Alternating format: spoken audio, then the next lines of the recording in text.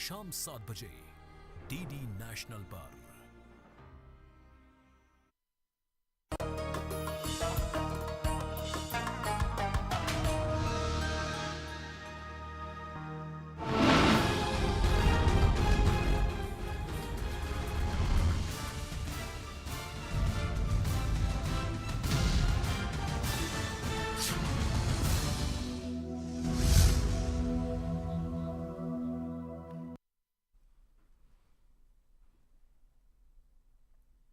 आदाब, मैं नीता सिंह हाजिर हूँ हिंदुस्तान की सोशियो कल्चरल, इकोनॉमिक और एनवायरमेंटल इश्यूज़ पर मबनी खास प्रोग्राम लेकर। यह है इंडिया। आज के इस प्रोग्राम में हम बात करेंगे भारत में एनर्जी आत्मनिर्भरता के स्कोप और चैलेंजेस की। एनर्जी किसी भी मुल्क की तरक्की, उसकी मजबूती और नेशनल सिक्योरिटी की बुनियाद होती है। भारत आज तेजी से रिन्यूएबल एनर्जी, क्लीन पावर और लोकल प्रोडक्शन की तरफ बढ़ रहा है ताकि फॉसिल फ्यूल पर डिपेंडेंसी कम हो और देश एनर्जी के मामले में इंडिपेंडेंट बन सके। सरकार की पॉलिसीज, लॉन्ग टर्म विजन और आत्मनिर्भर भारत मिशन ने एनर्जी सेक्टर को नई राह दी है। तो अब सवाल यह है कि क्या हिंदुस्तान आने वाले वक्त में एनर्जी के सेक्टर में पूरी तरह इंडिपेंडेंट बन पाएगा? रिन्यूएबल एनर्जी और टेक्नोलॉजी इस सफ़र में कितनी अहम रोल प्ले कर रही हैं और इस रास्ते में मौजूद चैलेंजेस से निपटने के लिए क्या स्ट्रेटजी अपनाई जा रही है? इन्हीं तमाम अहम पहलुओं पर तफसील से बात करने के लिए आज हमारे साथ स्टूडियो में मौजूद हैं दो खास मेहमान। रिन्यूएबल एनर्जी एक्सपर्ट और साथ ही सेंटर हेड चिंतन रिसर्च फाउंडेशन भी हैं, ये देवजीत पाटिल हमारे साथ मौजूद हैं। और दूसरे हमारे गेस्ट हैं टेरी यूनिवर्सिटी से एसोसिएट प्रोफेसर डॉक्टर गोपाल सारंगी। आप दोनों का हम स्टूडियो में वेलकम करते हैं। और अगर आपका भी इससे जुड़ा कोई सवाल है तो आप हमें कॉल कर सकते हैं। हमारा नंबर लगातार आपकी टीवी स्क्रीन पर फ्लैश हो रहा है। सबसे पहले हम देवजीत पाटिल जी आपसे समझना चाहेंगे, हम बात कर रहे हैं आज भारत में एनर्जी आत्मनिर्भरता की।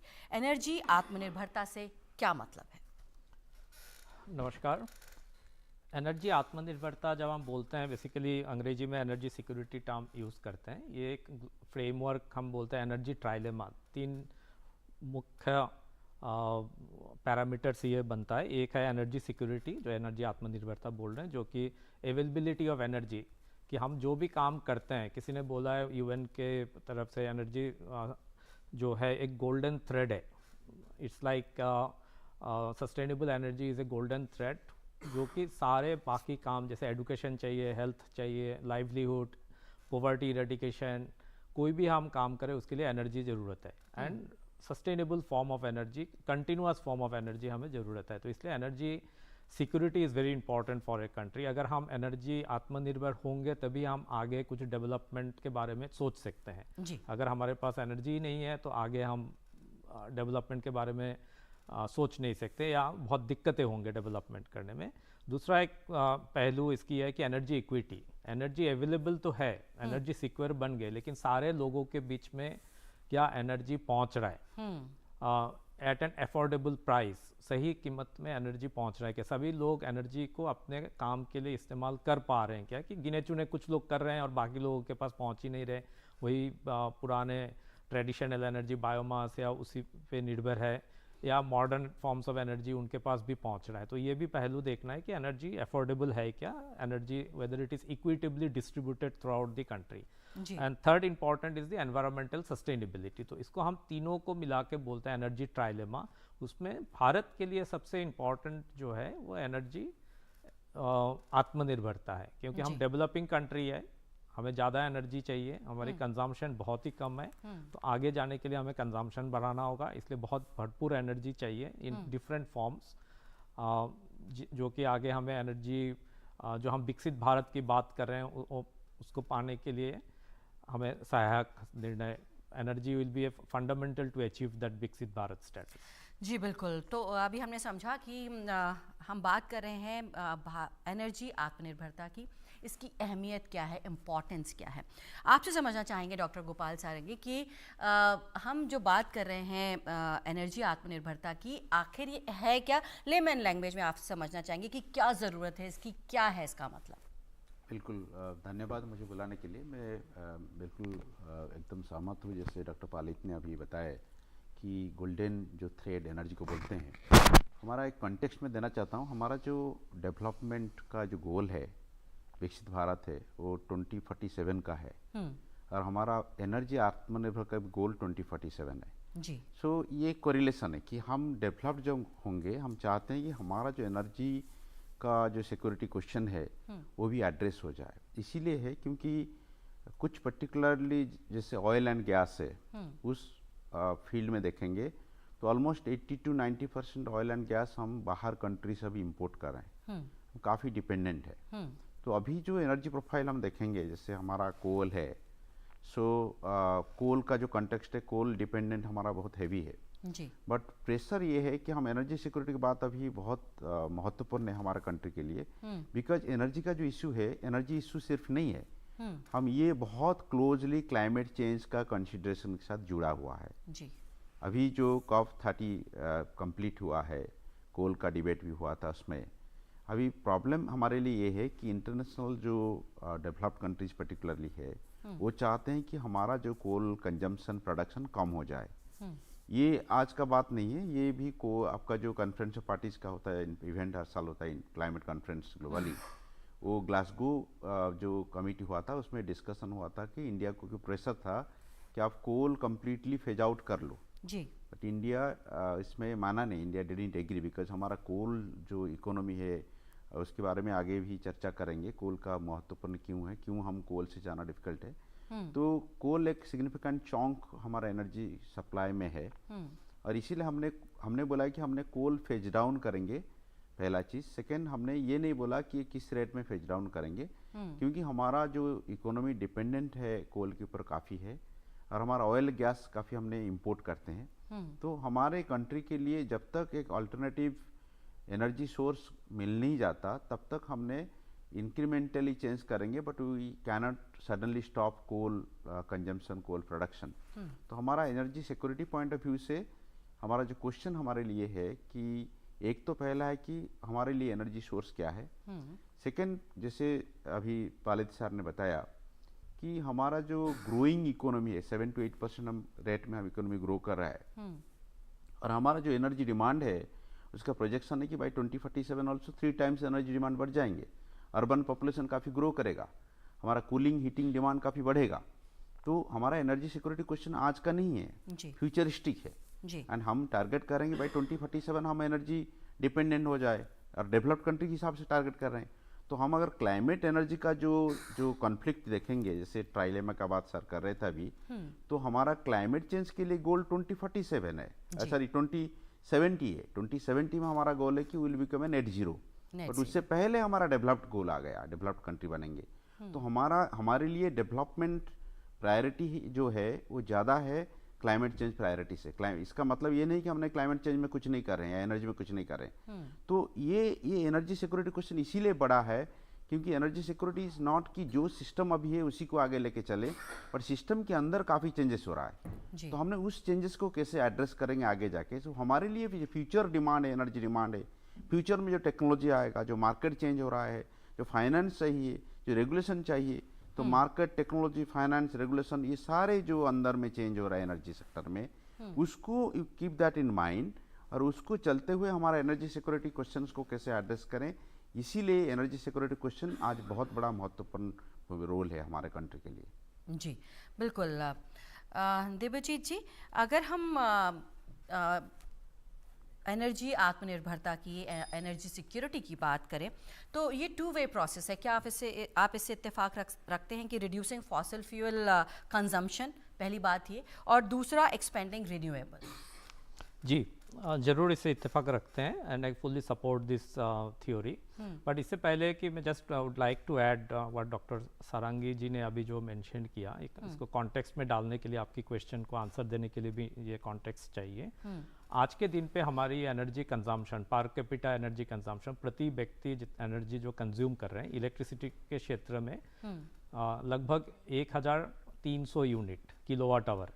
अगर हम इसको एनर्जी के टर्म्स में देखें, प्राइमरी एनर्जी जो सिर्फ इलेक्ट्रिसिटी नहीं, बाकी सारे ट्रांसपोर्ट, इंडस्ट्री, घर पे जो कुकिंग एनर्जी सब मिला के अगर देखें तो लगभग हम 8500 किलोवाट आवर, करीब 25,000 मेगाजूल पर पर्सन पर ईयर यूज़ कर रहे हैं। ये जो नंबर है, this is 1/3 of the global average. हम जब ग्लोबल एवरेज की बात करते हैं तो उसमें अफ्रीकन कंट्रीज़, जो बहुत ही अंडर डेवलप्ड अफ्रीकन कंट्रीज़ भी उसमें इंक्लूड होते हैं। अगर इसको हम कॉन्टेक्स्ट में देखें तो 1300 किलोवाट आवर हमारी electricity per capita electricity consumption है। यूरोप में that is about more than 6000 kilowatt hour. US में ये करीब करीब 12,000 किलोवाट आवर है। तो हम आज के दिन पे जो एनर्जी कंज्यूम कर रहे हैं वो ग्लोबल एवरेज के बहुत कम है जी। और 2047 में जब हम विकसित भारत की कल्पना देख रहे हैं, उस समय जो हमारी थिंक टैंक है गवर्नमेंट के तरफ से, नीति आयोग, उनकी जो डेटा आए हुए हैं, प्लस बाकी think tanks and educational institute जिन्होंने भी इसके ऊपर काम किया है, उनकी जो डेटा है वो कह रहे हैं कि लगभग 2047 में लगभग 4000 kilowatt hour of per capita electricity consumption होगा जी, जो कि आज की लगभग ग्लोबल एवरेज है। तो हम जो हमारी एस्पिरेशन है वो एस्पिरेशन भी बहुत ज़्यादा नहीं है। ऐसा नहीं कि हम डेवलप्ड कंट्री जो एनर्जी कंज्यूम कर रहे हैं, जिस लेवल पे एनर्जी कंज्यूम कर रहे हैं, वहाँ पे जाना चाहते हैं। हम already we are in a very conservative way, हम वहाँ पहुँचने की कोशिश कर रहे हैं। और अगर हम विकसित भारत बन सकते हैं 2047 में, जो कि मुझे लगता है हम हो जाएंगे, बाय डेफिनेशन विकसित भारत या डेवलप्ड स्टेटस इज जिनके HDI 0.85 से ऊपर है, मैक्सिमम HDI 1 हो सकता है, तो 0.85 है जो डेवलप्ड कंट्रीज के आज के दिन पे है। अगर 0.85 HDI हम 4000 kilowatt hour of electricity per capita electricity consumption में पहुंचेंगे, शायद दुनिया की फर्स्ट कंट्री होगा भारत ये अचीव करने, इतने कम एनर्जी कंजम्पशन में डेवलप्ड बनना। तो ये कॉन्टेक्स्ट इंपॉर्टेंट था। अब वहाँ पहुँचने के लिए हमें what type of energy we should use. तो एक है, हमें फॉसिल फ्यूल, डेफिनेटली इसमें कार्बन एमिशन होता है, तो हमें फॉसिल फ्यूल कम करना चाहिए। एनवायरमेंटल पॉल्यूशन होता है, दिल्ली जैसे शहर में जो vehicular pollution basically diesel petrol vehicles के कारण से जो हो रहा है, वो भी हमें कम करना है। ये हमारे लिए ज़्यादा इंपॉर्टेंट है ग्लोबल कार्बन एमिशन से, क्योंकि इसकी डायरेक्ट हेल्थ इम्पैक्ट्स हैं। तो डेफिनेटली हम फॉसिल फ्यूल तो कम करना है हमें वहाँ पहुँचने के लिए। साथ ही साथ हमें रिन्यूएबल एनर्जी की यूज़ भी बढ़ाना है। अब रिन्यूएबल एनर्जी की भी अपने कुछ कमियां हैं, सम लिमिटेशंस आर देयर। उस लिमिटेशंस को देखते हुए भी, उसको एड्रेस करते हुए हमें आगे लेके जाना है, क्योंकि रिन्यूएबल एनर्जी हमारे पास सोलर, विंड, हाइड्रो, ये सारे चीज़ भरपूर है, तो हमें उसको यूज़ करना है। लेकिन व्हाट इज़ इम्पॉर्टेंट कि हमें कितने मात्रा में रिन्यूएबल एनर्जी यूज़ करना है और कितने मात्रा में कोल यूज़ करना है to achieve our developed country status. ये एक स्ट्रैटेजी की बात है, और जो स्ट्रैटेजी गवर्नमेंट ऑफ इंडिया ने अभी ले रखे हैं कि हाँ, शॉर्ट टू मीडियम टर्म में हम कोल यूज़ करेंगे, ताकि हमारे लिए डेवलप्ड कंट्री स्टेटस बनना is our first goal, and then net zero is our next goal. तो हम डेवलप्ड कंट्री बनने के लिए हो सकता है हमें अगले 10 साल, 15 साल, 20 साल कोल की यूज़ करना पड़े, लेकिन इन a better way, in A more cleaner वे। तो कोल की भी टेक्नोलॉजीज एडवांस्ड हो रहे हैं। आज की जो पहले ज़माने की कोल प्लांट था, वहाँ से एफिशिएंसी आजकल बहुत बढ़ गया है, आगे और भी बढ़ने वाला है। तो हमें मोर एफिशिएंट कोल प्लांट के थ्रू इलेक्ट्रिसिटी जनरेट करने पड़ेंगे। साथ ही साथ रिन्यूएबल एनर्जी भी हमें यूज़ करने पड़ेंगे, ताकि जो भी हमारी एडिशनल डिमांड है, एनर्जी कंजम्पशन है, वो रिन्यूएबल एनर्जी से अगर मीट हो सकता है, तो हमारी कोल कंजम्पशन एक स्टेबल हो जाएगा, एक स्टैग्नेंसी में आ जाएगा। That itself will be a big contribution to the global climate agenda. जी बिल्कुल, आपने बहुत अच्छे से समझाया कि किस तरह से पर कैपिटा एनर्जी कंजम्पशन है अभी, अगर हम इंडिया की बात करें, और आगे आने वाले टाइम में किस तरह से ये बढ़ेगा। लेकिन अभी जो है हम बहुत अच्छे स्तर पर है, जैसे कि आपने समझाया। डॉक्टर गोपाल सारंगी, आपसे समझना चाहेंगे कि आगे आने वाले समय में, जैसे कि अभी पाटिल जी ने बताया कि पर कैपिटा एनर्जी कंजम्पशन बढ़ेगा, उसके लिए हम क्या तैयारी कर रहे हैं, क्या इनिशिएटिव्स गवर्नमेंट ले रही है, क्या पॉलिसीज़ लेकर गवर्नमेंट आ रही है? बिल्कुल, बहुत सही सवाल है। हमारे लिए इम्पोर्टेंट क्वेश्चन ये है कि जैसे डॉक्टर पालित ने बताए थे कि जो सस्टेनेबल एनर्जी जो है, हमारे लिए एनर्जी सिक्योरिटी का क्वेश्चन जब आता है, ये सिंपल एनर्जी सिक्योरिटी नहीं है, वो सस्टेनेबल एनर्जी है। सो सस्टेनेबल एनर्जी इसीलिए कि हम जब एनर्जी का बढ़ावा देना चाहते हैं या पर कैपिटल एनर्जी कंजम्पशन बढ़ाना चाहते हैं या प्रोडक्शन भी इन जनरल प्रोडक्शन एनर्जी का बढ़ाना चाहते हैं, हमारे लिए दो चीज़ें बहुत प्राइमरी है। एक तो एनर्जी सिक्योरिटी अचीव करना है जी। दूसरा है कि जो एनर्जी हमने सिक्योरिटी करेंगे वो एनर्जी ज़्यादातर से ग्रीन एनर्जी सोर्स से होना चाहिए जी। तो हमारा कोशिश ये है कि अभी जो ग्रीन एनर्जी का लिमिटेशन है सो उसको keep that in mind and हमने कोल पे अभी प्रायोरिटी है, अभी भी है कोल। हमारा जो ट्रांजिशन, हम इसको एनर्जी ट्रांजिशन ट्रेजेक्टरी बोलते हैं। सो हमारा लिए, हमारा कंट्री लिए जो एनर्जी ट्रांजिशन का ट्रेजेक्टरी है वो बड़ा यूनिक है, क्योंकि ये जो हमारा ट्रेजेक्टरी है, हम जैसे ग्रीन एनर्जी का जो परसेंटेज हमारा मिक्स में, एनर्जी मिक्स में बढ़ा रहे हैं, रिन्यूएबल एनर्जी ला रहे हैं, विंड हो या सोलर हो, बायोमास हो, हाइड्रो हो। सो अभी तक जो हुआ है, अभी बेसिकली जो इंक्रीमेंटल एनर्जी डिमांड को मीट करने के लिए ये डेवलपमेंट हो रहा है। कोल का जो शेयर है वो अभी तक ज़्यादा तरह से गिरा नहीं है, बहुत मिनिमल रेट में गिरा हुआ है एंड एक्सपेक्टेशन ये है कि कोल अभी तक चलेगा, मतलब 10 साल, अगले 10 साल तक कोल भी रहेगा। तो हमारे लिए जो चैलेंज अभी है कि पर कैपिटल एनर्जी कंजम्पशन को बढ़ाना है या टोटल एनर्जी प्रोडक्शन बढ़ाना है, तो हमारे लिए बड़े चैलेंज है कि ये एनर्जी जो बढ़ाना है, how could actually get that energy from renewable energy source. सबसे बड़ा चैलेंज ये है। जब हम रिन्यूएबल एनर्जी सोर्स का बात करेंगे आगे जाके कि सोलार को बढ़ाना है, सोलार में काफ़ी डेवलपमेंट हो रहा है, हमने सोलार में 4th 5th पोजीशन वर्ल्ड में रखा है, विंड में भी काफ़ी डेवलपमेंट हो रहा है, बायोमास, हाइड्रो, इवन न्यूक्लियर का भी अभी शांति बिल आया है, इसके बारे में चर्चा करेंगे।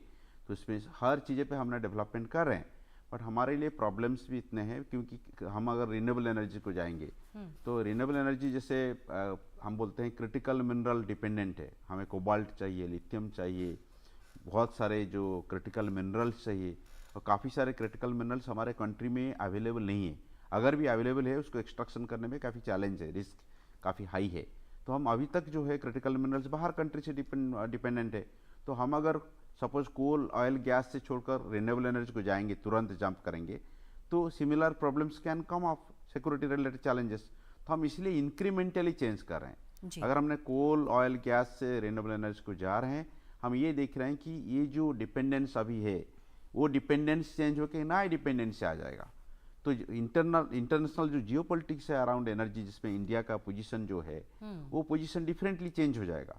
तो हमारा पोजीशन को बरकरार रखते हुए हमारा जो 2047 का जो आइडिया है कि हम सेल्फ डिपेंडेंट होंगे, इसको कीपिंग दैट इन माइंड हमारे चेंजेस उसी की तरफ है जी। तो हमने we have to take whole things into perspective. अगर टेक्नोलॉजी चेंज कर रहे हैं, कोल से रिन्यूएबल एनर्जी को जा रहे हैं, वी एंश्योर कि रिन्यूएबल एनर्जी के लिए जितने चाहिए हम कर रहे हैं। पॉलिसी में we can discuss policy related बात कि पॉलिसी में हमने प्रोडक्शन लिंक्ड इंसेंटिव्स ला रहे हैं जी। तो काफ़ी सारा डेवलपमेंट्स रिन्यूएबल एनर्जी फील्ड में भी हो रहा है, बट वो सडन जंप करना हमारे लिए मुश्किल है। हमने इंक्रीमेंटल चेंजेस करेंगे ताकि ना हमारा जो 2047 का गोल भी फुलफिल हो and we are again not dependent on other countries for our renewable energy growth and production. जी बिल्कुल। तो इंक्रीमेंटल चेंजेस पर फोकस कर रहा है इंडिया की अगर बात करें तो, और इस तरह के इनिशिएटिव्स गवर्नमेंट ले रही है। देवजीत दीपालित, आपसे समझना चाहेंगे, ये तो बात हुई कि किस तरह के इनिशिएटिव सरकार ले रही है, लेकिन अगर हम ग्लोबल प्लेटफॉर्म पर देखें तो क्या कुछ किया जा रहा है?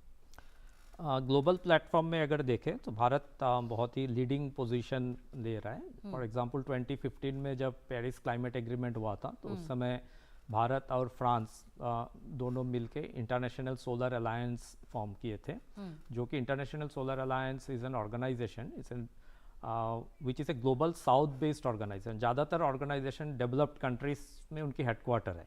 इंटरनेशनल सोलर अलायंस की हेडक्वार्टर इंडिया में है and it's a association of all the global south countries. मेरे ख्याल से if I am not wrong करीब 120 कंट्री आज उसके मेंबर है, हो सकता है कुछ बढ़ गए हों अभी।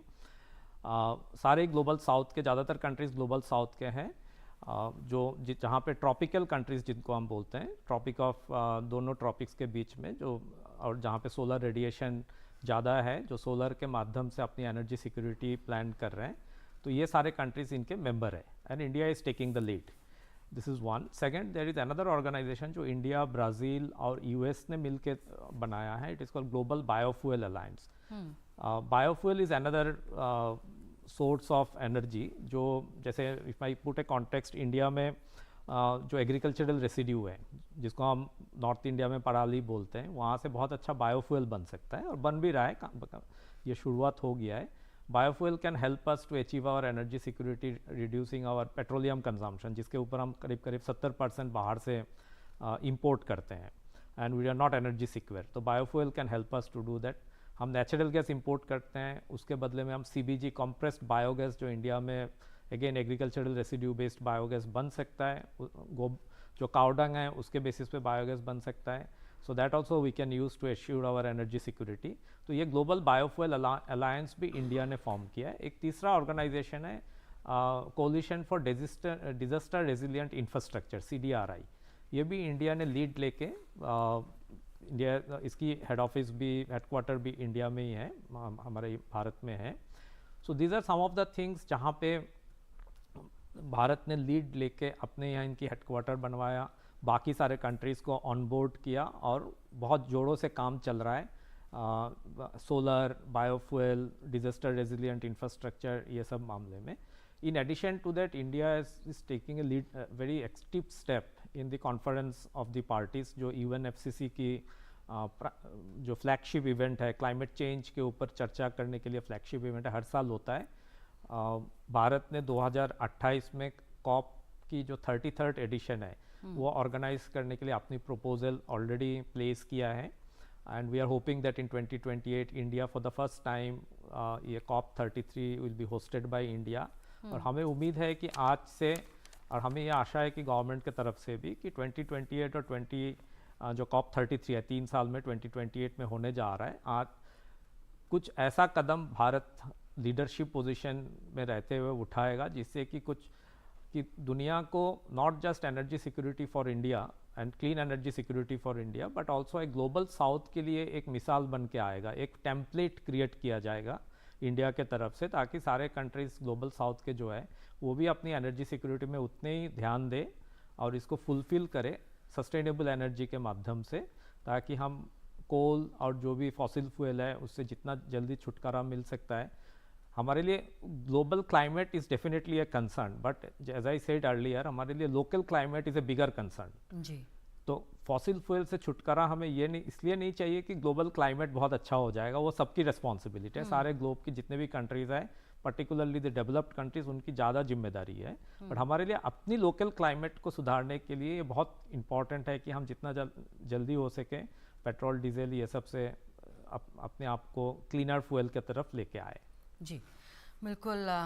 तो पाले जी, जैसे कि आप कह रहे हैं कि क्लीनर फ्यूल की तरफ हमको जाना चाहिए पेट्रोल डीजल से हटके, तो एक इसमें ट्रांसपोर्ट की भी अगर हम बात करें तो EVs पर काफ़ी काम किया जा रहा है, क्या कहेंगे डॉक्टर गोपाल सारंगिया? बिल्कुल, हम अगर पॉलिसी का बात करें, डिफरेंट पॉलिसीज जो जैसे पालित सर ने भी बताया कि इंटरनेशनल लेवल में हम नया इंस्टीट्यूशंस बिल्ड किए हैं कि इंडिया का जो पोजीशन है internationally as a leader in the south world, तो ग्लोबल साउथ में जो है उसका पोजीशन बिल्कुल स्ट्रेंथन हो रहा है। और नेशनली हमने काफ़ी सारे पॉलिसीज़ को डिक्लेयर किए हैं और मिशन मोड में आगे लेके जा रहे हैं। जैसे हमारा कंट्री फेडरल स्ट्रक्चर है, तो हमारा सेंट्रल गवर्नमेंट है और स्टेट गवर्नमेंट है। जो एनर्जी का पोजीशन है कॉन्स्टिट्यूशन में कॉन्करेंट लिस्ट में है। इसका मतलब ये है कि अब सेंट्रल गवर्नमेंट और स्टेट गवर्नमेंट दोनों लेवल में पॉलिसी मेकिंग होता है, दोनों जो लेवल में जो एक्शंस प्लान्स लेते हैं वो ड्राइव कर रहे हैं। तो काफ़ी सारे पॉलिसीज़ जो है हमारा जो एनर्जी सिक्योरिटी की डायरेक्टली ओरिएंटेड है। जैसे छोटे छोटे हमने जैसे हम बोल सकते हैं, जैसे हाउस होल्ड स्केल में जो पॉलिसी हमने है, सोलर का लेकर है, सूर्य घर स्कीम है, या आग्रो पीपी को लेकर हमारा पॉलिसी है, कुसुम स्कीम है। तो ये सारे जो स्कीम्स है बेसिकली वो क्या एनर्जी को बढ़ावा देना चाहते हैं। एग्रीकल्चर फील्ड में जो एनर्जी अभी यूज हो रहा है तो वो डायरेक्टली वो फॉसिल फ्यूल से मोस्टली आ रहा है। उसमें काफ़ी सारे नेगेटिव इम्पैक्ट्स भी है, एमिशन रिलेटेड इम्पैक्ट है, बजटरी इम्पैक्ट है, उसको रिड्यूस कर सकते हैं हम सोलराइज पंप सेट्स यूज़ करके। सिमिलरली हाउस होल्ड लेवल में रूफटॉप सोलर स्कीम्स का भी हमने सूर्य घर स्कीम में बढ़ावा दिया जा रहा है। काफ़ी सारे डेवलपमेंट्स इसमें अभी तक हो चुका है। हमारा टारगेट है कि 10 million household to electrified by 2027। तो ये काफ़ी सारे पॉलिसीज़ जो है वो बेसिकली एनर्जी सिक्योरिटी को आंख में रख कर रखा है। नॉट ओनली दैट, जैसे हम पालित सर ने बताया कि एक पिलर है जो एनर्जी सिक्योरिटी का, जो इक्विटी कंसिडरेशन है, क्योंकि काफ़ी सारे हाउस होल्ड से या काफ़ी सारे रूरल एरिया है जहाँ पे हमारा जो मिनिमम अमाउंट ऑफ एनर्जी जो मिलना चाहिए उनको उतना अवेलेबल नहीं है। जी। तो काफ़ी सारे पॉलिसी जो उसमें सब्सिडी कंपोनेंट्स है, आप सूर्यघर का बोलिए या आपने सोलार पीवी का बोलिए, सब्सिडी कंपोनेंट इसीलिए कि हमने मिनिमम एनर्जी उनको हाउस होल्ड्स को दे ताकि ना उनका जो अदर रिक्वायरमेंट्स एनर्जी रिलेटेड जो डेवलपमेंटल रिक्वायरमेंट्स है वो फुलफिल हो जाए। और उसको छोड़ के कंट्री लेवल में हमारे सारे काफ़ी मिशन मोड में है, जैसे हमने कार्बन मार्केट का भी हमने शुरू करवाया, वो इनडायरेक्टली कहीं ना कहीं हमें एनर्जी में भी हेल्प करेगा, क्योंकि एनर्जी एफिशिएंसी का जो इशू है उसमें भी हमने पैट स्कीम ऑलरेडी ऑपरेशनल है for last several years, more than 10 years. तो उसमें भी हमने एनर्जी एफिशिएंसी को अगर बढ़ाएंगे तो एनर्जी जो बचेगा वो हेल्प करेगा हमारे एनर्जी सिक्योरिटी के लिए। एनर्जी कंजम्पशन इंडस्ट्री लेवल में भी कम हो जाएगा हमारे लिए। कंट्री लेवल में भी अलग पॉलिसी, जैसे हमने मिशन मोड का बात करें, हम काफ़ी सारे मिशन हमने गवर्नमेंट ने लिया है। ग्रीन हाइड्रोजन मिशन एक है, कार्बन कैप्चर जो है उसके लिए CCUS मिशन भी है। तो काफ़ी सारा अभी रिसेंटली न्यूज आया है कि कोल का जो गैसिफिकेशन से कोल बेड मिथेन का भी हमने उसमें भी एक्शन ले रहे हैं। तो हमारा जो पॉलिसी है वो बेसिकली ये काइंड ऑफ इकोसिस्टम पॉलिसी। तो हर सब सेक्टर, न्यूक्लियर के भी शांति बिल हमने अभी बता रहे थे सर कि अभी पास हो गया है। सो हमने हमारा जो पॉलिसी है वो इकोसिस्टम पॉलिसी है। सो एट ऑल स्केल्स हमने पॉलिसी ले रहे हैं, ऑल सब सेक्टर्स में हमने पॉलिसी ले रहे हैं। सो ये सारे पॉलिसीज़ को इकट्ठा करके सिनर्जिस्टिक अप्रोच बन रहा है, जिसमें हमने हमारा गोल जो 2047 का जो एनर्जी सिक्योरिटी गोल है वो हम मीट कर पाएंगे। सो उसके साथ साथ भी हमारा जो गोल है कि energy security with sustainable energy, that goal can be achieved. जी बिल्कुल। तो तमाम पॉलिसीज़ का जिक्र किया अभी डॉक्टर गोपाल सारंगी ने। देवजीत जी, आपसे समझना चाहेंगे, तो ये तो सारे इनिशिएटिव्स और पॉलिसीज़ गवर्नमेंट बना रही है किस तरह से कि हम अपना गोल अचीव कर सकें, लेकिन क्या एक आम आदमी भी इसमें कुछ कंट्रीब्यूट कर सकता है? जरूर। जैसे कि गोपाल जी ने अभी बताया, PM सूर्यघर स्कीम है जो कि घर के ऊपर छत पे आप सोलर लगा सकते हैं, जिसको हम रूफटॉप सोलर बोलते हैं। 1 किलोवाट से 3 किलोवाट तक की शायद गवर्नमेंट सब्सिडी दे रही है, 3 या 4 किलोवाट तक की सब्सिडी दे रही है। अच्छा खासा सब्सिडी दे रही है। तो उसमें मैं इस प्रोग्राम के माध्यम से भी लोगों को कहना चाहता हूँ कि 1 करोड़ ऐसे घरों को सब्सिडी देने की गवर्नमेंट का स्कीम है। ज़्यादा से ज़्यादा लोग इसमें अप्लाई करें और खुद की एनर्जी सिक्योर कर ले अपने घर पे सोलर से बिजली पैदा करके, ताकि आपकी बिजली जो है आप डिस्ट्रीब्यूशन कंपनी से, जो बिजली विभाग है, उनसे कम खरीदना पड़े। तो इससे आपकी पैसे की भी सेव होगा और बिजली की भी सेव होगा और वो क्लीन एनर्जी होगा। सिमिलरली गांव में फार्मर्स के लिए PM कुसुम प्रोग्राम है, जहाँ पे जो आज डीजल जनरेटर या इलेक्ट्रिक पंप यूज़ होते हैं इरिगेशन के लिए, उसको बदल के सोलर पंप की बात कर रहे हैं। तो गवर्नमेंट की स्कीम है, उसमें गवर्नमेंट अच्छी खासी सब्सिडी दे रहे हैं। स्टेट लेवल पे ये सब्सिडी स्टेट गवर्नमेंट भी दे रहे हैं, सेंट्रल गवर्नमेंट अपना सब्सिडी दे रही है, स्टेट गवर्नमेंट अपना सब्सिडी, उनका अपना सब्सिडी है, और बैंक से इसकी लोन भी मिल सकता है। तो ये भी फार्मर्स इसको अवेल करें और अपनी जो फार्मिंग फील्ड है उसमें जो भी इरिगेशन की ज़रूरत है वो सोलर से इरिगेट करें। तो ये these are citizen centric schemes.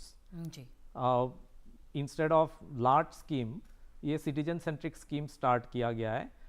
कुछ डिमांड साइड मैनेजमेंट की स्कीम है, क्योंकि एक कहावत है कि energy saved is energy created. अगर आप 1 यूनिट एनर्जी सेव करेंगे तो कम से कम 1.5 यूनिट एनर्जी जनरेट होने से बच जाएगा। तो आप अगर घर पे अपना LED बल्ब लगाए, एनर्जी एफिशिएंट फ़ैन लगाए, एनर्जी एफिशिएंट अप्लायंसेस लगाए, तो बहुत एनर्जी की आपकी सेव हो सकता है। उतनी ही एनर्जी आपकी जो कोल से बन रहा है वो सेव हो सकता है। तो डायरेक्टली और इनडायरेक्टली आपकी भी कंट्रीब्यूशन, लोगों की भी कंट्रीब्यूशन होगा कि क्लाइमेट चेंज या ग्रीन हाउस गैस जो भी एमिशन हो रहा है कोल पावर प्लांट से या कहीं से भी, उसको कम करने में। तो ये एक मूवमेंट है, ये गवर्नमेंट की अकेले इस मूवमेंट को सक्सेस नहीं कर सकते। It needs everybody's cooperation, everybody's support. सब मिल के अगर हम एनर्जी आत्मनिर्भरता के जो गोल है गवर्नमेंट ने सेट किया है, बहुत अच्छी गोल है गवर्नमेंट ने सेट किया है, अगर उसके तरफ काम करेंगे तभी सब मिल के उस एनर्जी आत्मनिर्भर भारत या एनर्जी आत्मनिर्भरता हम अचीव कर पाएंगे। बिल्कुल बिल्कुल, तो सबको मिलके काम करना होगा, जिस तरह से कि देवजीत जी कह रहे हैं कि गवर्नमेंट ने जो पॉलिसीज़ शुरू की हैं, जो बेनिफिट्स, जो सब्सिडीज़ दी जा रही हैं, उसमें आम इंसान भी किस तरह से कंट्रीब्यूट कर सकता है, ये अभी हमने जाना। आपसे समझना चाहेंगे डॉक्टर गोपाल सारंगी कि न्यूक्लियर पावर एक्सपेंशन किस तरह से मदद कर सकता है। बिल्कुल, इसमें काफ़ी अभी फोकस है। अभी रिसेंटली शांति बिल पास हुआ है, जिसमें ये टारगेट कि 100 gigawatt of renewable energy, sorry nuclear energy 2047 तक लग जाएगा। बट हमारे लिए सबसे बड़ा चैलेंज ये है कि हमारा जो इंडिजिनियस टेक्नोलॉजी है, जो 3 फेज न्यूक्लियर रिएक्टर्स टेक्नोलॉजी है, उसको हम यूज़ करेंगे या हमने इंपोर्ट करेंगे उसका जो फ्यूल है। सो एक बड़ा चैलेंज है। सेकंड चैलेंज हमारे लिए ये भी है कि जो न्यूक्लियर एनर्जी हमने प्राइवेट सेक्टर को लाएंगे, बिकॉज हम ये बिल में प्राइवेट सेक्टर को लाने के लिए भी डोर्स ओपन किया गया है। न्यूक्लियर एनर्जी में सबसे बड़ा जो एक अंडरस्टैंडिंग ये है कि न्यूक्लियर का जो डिजास्टर होता है वो काफ़ी ह्यूज होता है, बहुत हार्मफुल होता है। एक पब्लिक परसेप्शन बिल्ड हुआ है कि न्यूक्लियर एनर्जी वेरी हार्मफुल। तो ये बिकॉज उसका एविडेंस भी है, जापान में इस तरह से इंसिडेंट हुआ था, तो उसको लेकर लोगों के अंदर जो परसेप्शन है, वो परसेप्शन को दूर करने के लिए पहले तो अवेयरनेस चाहिए, दूसरा हमारे लिए बहुत एडवांस टेक्नोलॉजी चाहिए जी। और सबसे बड़ा इम्पोर्टेंट बात हमारे लिए ये है कि न्यूक्लियर का बात अभी जो आ रहा है, इसीलिए आ रहा है कि हमने जब पहले भी जिक्र कर रहे थे, पालित सर भी बता रहे थे कि कोल जो डिपेंडेंट है हम, और कोल से जाने के लिए हमें रिन्यूएबल एनर्जी चाहिए। सबसे बड़ा चैलेंजिंग बात ये है हम क्यों नहीं जा पा रहे हैं, क्योंकि रिन्यूएबल एनर्जी का एक बेसिक कैरेक्टर है जो इंटरमिटेंसी है।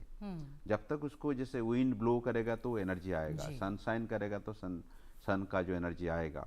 सो उसको एड्रेस करने के लिए हमें स्टोरेज चाहिए। बिल्कुल, अगर जब तक स्टोरेज टेक्नोलॉजी डेवलप नहीं हुआ है, स्टोरेज टेक्नोलॉजी का जो पैरिटी है, कॉस्ट पैरिटी है, it is not comparable with cost of coal, तब तक हम कोल से हटना मुश्किल है।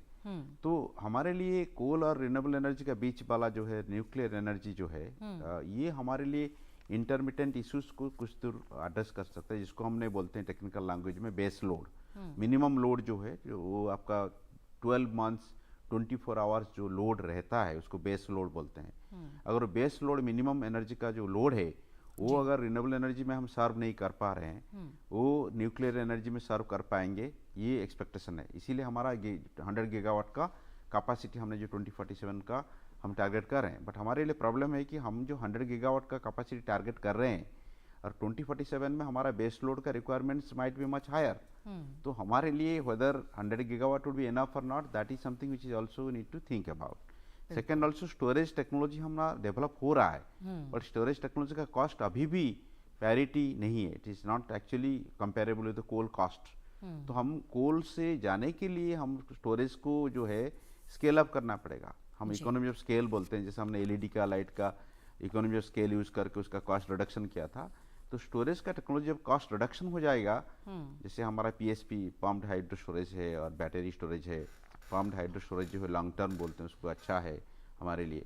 जब तक ये डेवलप हो जाएगा, तब तक हमने एनर्जी सिक्योरिटी का जो क्वेश्चन है एंड सस्टेनेबल एनर्जी सिक्योरिटी का जो क्वेश्चन है, उसको हमने एड्रेस कर पाएंगे। तो हमारे लिए इसीलिए बीच वाला रास्ता जो है कि हमने कोल से हटकर कैसे रिन्यूएबल एनर्जी को जाएं और न्यूक्लियर के ऊपर डिपेंडेंट कितना हो जाए। तो ये सारे क्वेश्चन जो है इट विल इवॉल्व। जी जी बिल्कुल, जी बिल्कुल। तो किस तरह से हमको धीरे धीरे चेंजेस लाने हैं, वो अभी हमने समझा।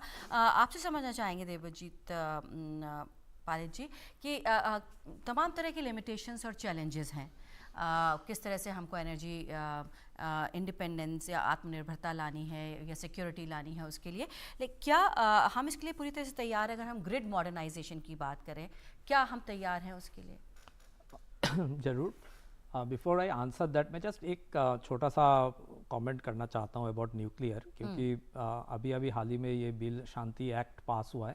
बहुत सारे लोगों में एक डाउट है कि इंडिया में न्यूक्लियर सेफ नहीं है, क्योंकि उनको एग्जांपल दिया जाता है जापान की और चेर्नोबिल रशिया की। मैं ये बताना चाहता हूँ कि इंडिया में जब होमी जे भाभा ने साहब ने जब न्यूक्लियर की कल्पना की थी, उस समय उन्होंने एक बहुत ही एडवांस्ड कल्पना थी उनकी। उन्होंने एक 3 फेज क्लोज साइकिल लूप की कल्पना की थी कि फर्स्ट फेज में जो न्यूक्लियर फ्यूल यूज़ होगा यूरेनियम, उससे जो भी वेस्ट निकलेगा वो सेकंड फेज़ में फिर यूज़ होगा, फिर सेकंड फेज़ की जो वेस्ट है उससे थर्ड फेज़ यूज़ होगा जी। और उसके बाद जो भी न्यूक्लियर की जो वेस्ट फ्यूल है उससे हमारी जो मेडिकल या जो वेजिटेबल्स वगैरह को रेडिएशन से हम वो करते हैं उसकी लॉन्जिविटी बढ़ाने के लिए, तो उसमें यूज़ हो जाएगा। तो हमारी nuclear close cycle loop is extremely safe और ये हम 60 से न्यूक्लियर प्लांट इंडिया में चला रहे हैं, आज तक कभी कोई छोटे से छोटा हादसा भी नहीं हुआ।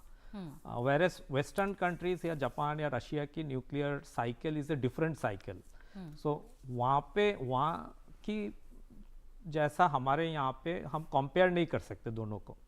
तो we have a very strong safe secured system in place. तो इसलिए मुझे ये कहना है कि लोगों में कोई ये डाउट ना रहे कि न्यूक्लियर आएगा तो इसमें सेफ नहीं है। It's definitely 100% safe and lot of safety standards and safety compliances have been considered. जो एक्ट आया है उसमें 3 phase safety compliances and act, उसमें कंप्लायंसेस की मैकेनिज्म रखा गया है ताकि कोई हादसा ना हो। Now coming to your question कि ग्रिड मॉडर्नाइजेशन की, डेफिनेटली इसमें बहुत अच्छा काम हो रहा है। गवर्नमेंट की स्कीम है RDSS, revamp distribution sector reform, जो स्कीम है आई थिंक 2028 या 27 तक की ये स्कीम है। उसमें सारे इंडिया की जो डिस्ट्रीब्यूशन ग्रिड है उसको और रोबस्ट और मजबूत किया जा रहा है, ताकि उसमें अभी जैसे सोलर रूफटॉप सोलर आ जाएंगे, PM कुसुम प्रोग्राम में भी सोलर लग रहे हैं और जो बाकी टेक्नोलॉजीज भी इसमें इंटीग्रेट किया जाएगा। तो ग्रिड, पहले ज़माने की जो ग्रिड था वहाँ पे बड़े पावर प्लांट में बिजली प्रोड्यूस होता था, फिर लोगों के घर में जाता था। अभी लोगों के घर में भी बिजली प्रोड्यूस होंगे, बड़े पावर प्लांट में भी होंगे। तो इसलिए ग्रिड की रोबस्टनेस बढ़ाना बहुत ज़रूरी था और इसीलिए RDSS स्कीम लॉन्च किया गया था 2 साल पहले, और that scheme is helping us to make this system more robust. साथ ही में हम और एक प्रोग्राम गवर्नमेंट ने लॉन्च किया है अभी कुछ ही दिन पहले, मेरे ख्याल से 6 महीना पहले, इंडिया एनर्जी स्टैक, जिससे कि इंटर ऑपरेबिलिटी, छोटे स्केल की सिस्टम और बड़े स्केल की सिस्टम एक ही साथ ग्रिड में इंटर ऑपरेबल तरीके से एक दूसरे की मदद करके कैसे काम कर सकता है, उसके लिए एक फ्रेमवर्क तैयार हो रहा है। वो अगले 6-7 महीना में वो फ्रेमवर्क तैयार हो जाएगा और उसके आगे भी ग्रिड को स्ट्रेंथन करने के लिए जो भी फ्रेमवर्क बन के आएगा उसके तहत एक्सपर्ट लोग कर रहे हैं उसमें काम, उसके तहत जो ग्रिड को स्ट्रेंथनिंग करना है वो करेंगे। साथ ही साथ ट्रांसमिशन सिस्टम में भी बहुत अच्छा काम हो रहा है, वहाँ पे भी आपकी ग्रिड, ट्रांसमिशन ग्रिड को स्ट्रेंथन करने के लिए, सबको मालूम होगा कि आज के दिन पे India is the only country जहाँ पे 1 ग्रिड 1 कंट्री 1 ग्रिड है जी। भारत के सारे ग्रिड जो ट्रांसमिशन ग्रिड है वो सारे इंटरकनेक्टेड है। चाहे आप अरुणाचल में बिजली पैदा करें, तमिलनाडु में भेज सकते हैं, या तमिलनाडु में बिजली पैदा करें दिल्ली में भेज सकते हैं, या JNK में बिजली पैदा करें आप कर्नाटक में भेज सकते हैं।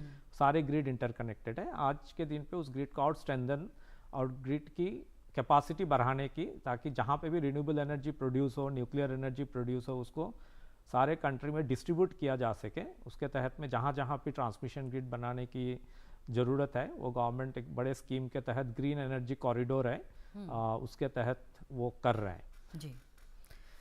तो सरकार तमाम कदम उठा रही है और ये हम समझ रहे हैं और किस तरह से कि हमें भी अपना कंट्रीब्यूट करना है वो भी हमने जाना है।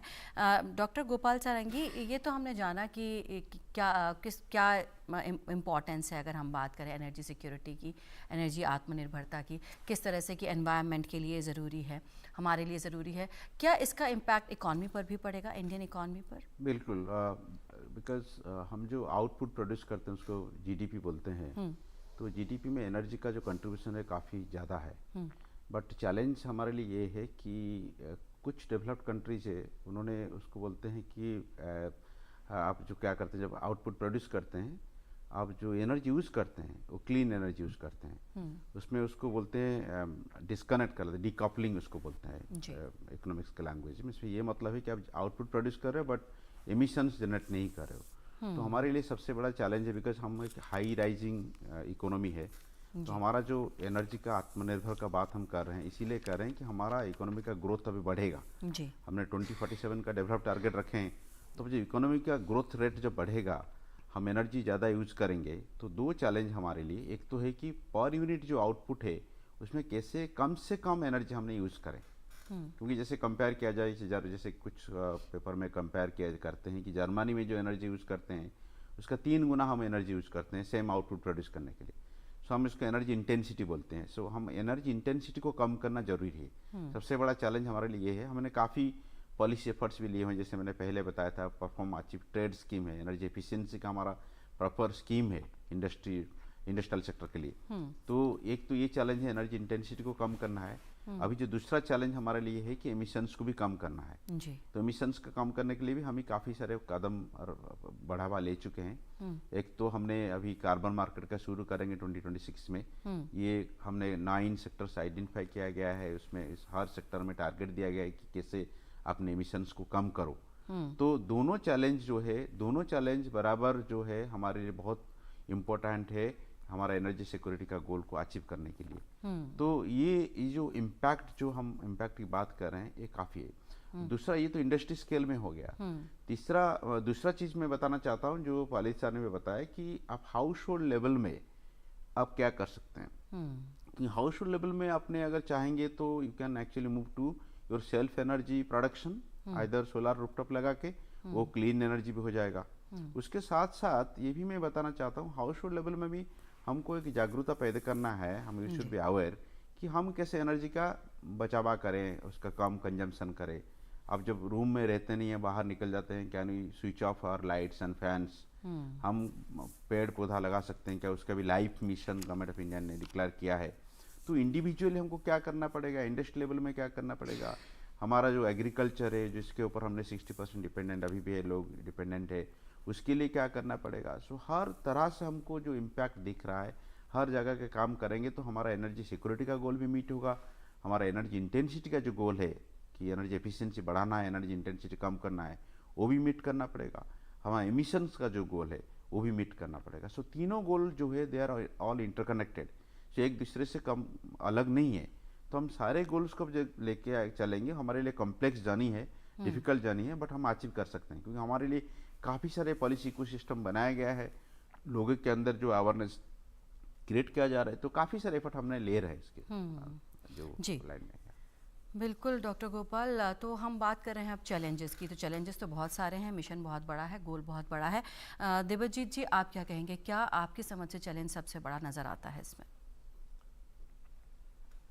मुझे लगता है कि ये बहुत अच्छा सवाल है। मुझे लगता है कि चैलेंजेस में मोस्ट इम्पॉर्टेंट चैलेंजेस जो ये डायलेमा है हमारे लिए कि हम क्लीन एनर्जी के तरफ भी जाना है, साथ में डेवलप्ड कंट्री भी बनना है। जैसे कि मैंने पहले भी बताया कि at a lower energy consumption अगर हमें डेवलप्ड कंट्री बनना है, ये आज तक कोई कंट्री ऐसा हुआ नहीं है। सबकी एनर्जी कंजम्पशन बहुत हाई है, उसके बाद ही वो डेवलप्ड बने। अगर हम उस लेवल की एनर्जी कंजम्पशन में डेवलप्ड होने जाएंगे तो you might need, and given our population 1.4 billion, probably in 2047 it will rise to 1.8 billion. तो उस लेवल पे जितने एनर्जी चाहिए, अगर हम आज की डेवलप्ड कंट्री की जैसा एनर्जी कंज्यूम करेंगे तो will need 2 hours, may be more than that. So that itself is a big challenge. तो हमें ये ढूंढना होगा कि कम एनर्जी कंज्यूम करते हुए ज़्यादा आउटपुट प्रोड्यूस करें। सबसे इम्पॉर्टेंट क्वालिटी ऑफ लिविंग लोगों की बढ़ाए at a lower energy consumption, और डेवलप्ड कंट्री के ओर आगे बढ़े। साथ ही साथ सबको इक्विटिवली आगे बढ़े ताकि इनइक्विटी ना रहे कंट्री में। जी, दैट इटसेल्फ, हम एनर्जी पॉवर्टी से कैसे बाहर आए, that is a big challenge for us than anything else. तो ये सारा ये energy is a very complex subject. तो इस सारे कॉम्प्लेक्सिटीज़ में हमें एनर्जी पॉवर्टी से बाहर आना है, डेवलप्ड कंट्री बनना है, एट ए हाई HDI अचीव करना है, क्वालिटी ऑफ लिविंग बढ़ाना है, साथ ही साथ एमिशन नहीं, क्लाइमेट एमिशन नहीं करना है, ग्लोबल जो भी एमिशन है। तो ये सारे चीज़ों को हम how we are going to achieve all this things at one go, that itself would be a template for the every other country in the world to follow. जी बिल्कुल, आपसे भी डॉक्टर गोपाल सारंगी जानना चाहेंगे कि और क्या चैलेंजेस आपको नज़र आते हैं? बिल्कुल, चैलेंजेस तो काफ़ी है, बट चैलेंजेस को हम एड्रेस धीरे धीरे कर रहे हैं। जैसे मैंने बताया कि एनर्जी में, जैसे रिन्यूएबल एनर्जी स्पेस में हमें क्रिटिकल मिनरल्स चाहिए, हमें ट्रांसमिशन लाइन्स पालित सर ने बता रहे थे उसका भी बिल्डअप करना ज़रूरी है।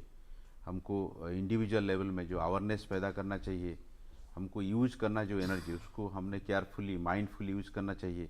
तो ये जो चैलेंजेस है वो इंडिविजुअल लेवल में भी है, कलेक्टिव लेवल में है, पॉलिसी लेवल में है। तो हर जो challenges they are not disconnected. तो हम इंडिविजुअली हम अवेयरनेस क्रिएट करना वो जरूरी है कि मुझे क्या करना चाहिए एन इंडिविजुअल। सो एनर्जी हो या एमिशंस हो, एनर्जी इंटेंसिटी हो, क्या करना चाहिए। कलेक्टिवली हमको जो चीज़ें करना चाहिए हम कर रहे हैं ना नहीं है, वो चीज़ें बहुत इंपॉर्टेंट है। मोबिलिटी केस में जैसे हम बोले ई मोबिलिटी का आपने बात करवाया था, ई मोबिलिटी की केस में हमने ठीक है अभी तो ये लग रहा है कि हमने जो जब तक ग्रिड चेंज नहीं हुआ है तब तक हमारा एनर्जी जो ला रहे हैं इलेक्ट्रिक मोबिलिटी के लिए वो लार्जली हमने ग्रिड से ला रहे हैं। Grid is more dependent on coal, but उसमें जो टेल पाइप एंड में भी उधर पॉजिटिव इम्पैक्ट्स आ रहा है, क्योंकि दिल्ली जैसा शहर में पॉल्यूशन काफ़ी ज़्यादा है तो हमारे लिए वो अच्छा है। तो हम हर तरफ की जो देख रहे हैं individual, whether I am individual और आई एम ऑफिस पर्सन और I am working in field या कलेक्टिव है, तो हर जगह पे मेरा कंट्रीब्यूशन जो है उसको इम्पोर्टेंस देना और उसी डायरेक्शन में उसी दिशा में चलना बहुत इंपॉर्टेंट है हमारे लिए, क्योंकि पॉलिसी को सिस्टम बन रहा है। बट सबसे बड़ा इंपॉर्टेंट ये है कि एनर्जी बोलिए, क्लाइमेट चेंज बोलिए, ये बहुत डायनेमिक फील्ड है। इसमें टेक्नोलॉजी, पॉलिसी, रेगुलेशन, मार्केट बहुत फास्ट में चेंज हो रहा है और ये फास्ट ऑल स्केल्स में हो रहा है, इंटरनेशनली हो रहा है, नेशनली हो रहा है। तो हमको हर लेवल पे ये जो चेंजेस हो रहा है उसी चेंजेस के हिसाब से चलना बहुत जरूरी है। ऐसा नहीं कि मैं स्टैग्नेंट हूँ या उसी कोल में डिपेंडेंट हूँ। कोल की तरफ, कोल से निकल के कैसे हमें रिन्यूएबल एनर्जी जाना है, क्या टेक्नोलॉजी चाहिए। तो ये बड़ा चैलेंजिंग हमारे लिए है कि डायनेमिक जो रेट है उसमें डायनेमिक जो इवोल्यूशन है उसी हिसाब से हमको भी आगे बढ़ना पड़ेगा। बिल्कुल। डॉक्टर गोपाल सारंगी, देवजीत पालित जी, आप दोनों ने वक्त निकाला, स्टूडियो में आए और इतनी अहम जानकारी हमें दी भारत में एनर्जी आत्मनिर्भरता पर। उसके लिए आप दोनों का बहुत बहुत शुक्रिया। तो आज हमने बात की भारत में एनर्जी आत्मनिर्भरता, एनर्जी सिक्योरिटी की, और हमने जाना कि इसकी अहमियत क्या है, ये क्या होता है, सरकार ने किस तरह के कदम उठाए हैं, क्या इस तरह के इनिशिएटिव्स लिए हैं और किस तरह से एक कॉमन मैन इसमें कंट्रीब्यूट कर सकता है। आपको हमारा ये प्रोग्राम कैसा लगा, आप अपनी राय हमें ज़रूर दें। इसके लिए हमारी ईमेल आईडी है hopdurdu@gmail.com। इसी के साथ हमारी पूरी टीम को दीजिए इजाज़त। आदाब।